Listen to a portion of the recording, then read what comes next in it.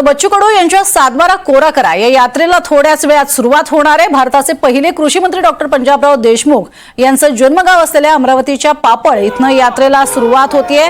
7 दिवस ही यात्रा चालतीये। तर 38 किलोमीटरचं पायी अंतर पार करत यवतमाळ जिल्ह्यातल्या चिलगव्हाण या ठिकाणी या यात्रेचा समारोप होणार आहे। मंत्र्यांसोबत बैठका होऊन देखील कर्जमाफीची तारीख जाहीर झालेली नाहीये, त्यामुळे बच्चू कडू आपल्या आंदोलनाच्या भूमिकेवर ठाम आहेत। या संदर्भात अमरावतीच्या पापड इथनं आढावा घेतलाय आमचे प्रतिनिधी शुभम बायस्कर यांनी।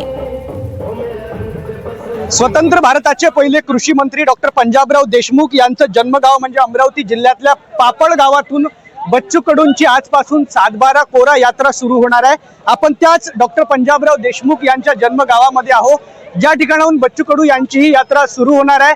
पावसाचं वातावरण असलं तरी कार्यकर्त्यांमध्ये उत्साहाचं वातावरण पाहायला मिळत आहे। 7 दिवस ही यात्रा चालणार आहे।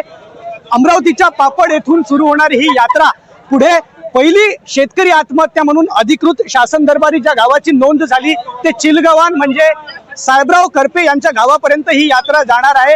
एकंदरीतच बच्चू कडूंच्या सातबारा कोरा करा या यात्रेसाठी अनेक शेतकरी देखील वेगवेगळ्या भागामधून आलेले आहे। आपण जर पाहिलं तर पोलीस देखील या यात्रेला घेऊन अतिशय सेन्सिटिव्ह आहेत। पोलिसांची वाहनं देखील या ठिकाणी तैनात करण्यात आलेली आहे आणि काही वेळेतच बच्चू कडू यांचं आगमन होणार आहे आणि या ठिकाणाहून आगमन झाल्यानंतर या सातबारा कोरा यात्रेला सुरुवात होणार आहे आणि पुढे आपण जर पाहिलं तर 7 दिवसानंतर म्हणजे यवतमाळ जिल्ह्यातल्या चिलगव्हाण येथे या यात्रेचा समारोप होणार आहे। या यात्रेदरम्यान बच्चू कडू सरकारवर काय आसूड ओढतात हे तितकंच पाहणं महत्त्वाचं ठरणार आहे। कॅमेरा पर्सन विशाल सह शुभम बायस्कर, NDTV मराठी, पापड, अमरावती।